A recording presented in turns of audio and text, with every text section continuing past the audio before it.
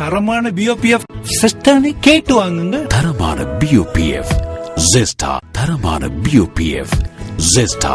தேநீரின் உன்னத கிளை. மத்திய வடமேல் மற்றும் வடமாகாண சபைகளுக்கான தேர்தல் எதிர்வரும் செப்டம்பர் மாதம் 21ஆம் திகதி அல்லது 28ஆம் திகதி நடைபெறலாம் என தேர்தல்கள் ஆணையாளர் மஹிந்த தேசப்பிரிய தெரிவிக்கின்றார். இந்த தேர்தலுக்கான வேட்பு மனுக்களை ஏற்றுக்கொள்ளும் நடவடிக்கை ஆகஸ்ட் மாதம் 1ஆம் திகதி நண்பகல் 12 மணியுடன் நிறைவு பெறவுள்ளதாக அவர் கூறினார். தேர்தல்கள் செயலகத்தில் இன்று நடைபெற்ற ஊடகவியலாளர் சந்திப்பில் கருத்து வெளியிட்ட போதே தேர்தல்கள் ஆணையாளர் இந்த தகவலை வெளியிட்டுள்ளார்.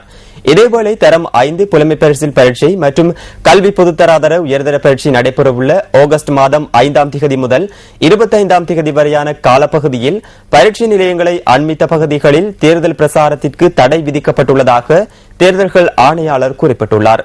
புலமை பரிசில் பரீட்சை நடைபெறும் தினத்தில் வீடுகள் தோறும் சென்று மேற்கொள்ளப்படுகின்ற தேர்தல் பிரசாரத்திற்கும் தடை விதிக்கப்பட்டுள்ளதாக அவர் தெரிவித்துள்ளார். ஸ்ரீ ஜெயவர்தனபுர வைத்தியசாலையின் ரசாயன ஆய்வுக்கூடத்தில் இன்று முற்பகல் தீ பரவியுள்ளது.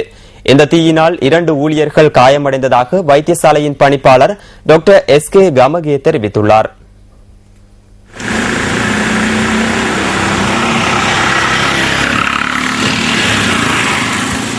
தீ தற்போது கட்டுப்பாட்டுக்குள் கொண்டுவரப்பட்டுள்ளதாகவும் அவர் குறிப்பிட்டுள்ளார். எவ்வாறாயினும் கொழும்பு தீயணைப்பு சேவைகள் திணைக்களத்திற்கும் இந்த சம்பவம் தொடர்பில் அறிவிக்கப்பட்டுள்ளதாக ஸ்ரீ ஜெயவர்தனபுர வைத்தியசாலையின் பணிப்பாளர் கூறியுள்ளார். இதேவேளை 3 தீயணைப்பு வாகனங்களை ஸ்ரீ ஜெயவர்தனபுர வைத்தியசாலைக்கு அனுப்பி வைத்துள்ளதாக தீயணைப்பு சேவைகள் திணைக்களம் அறிவித்துள்ளது.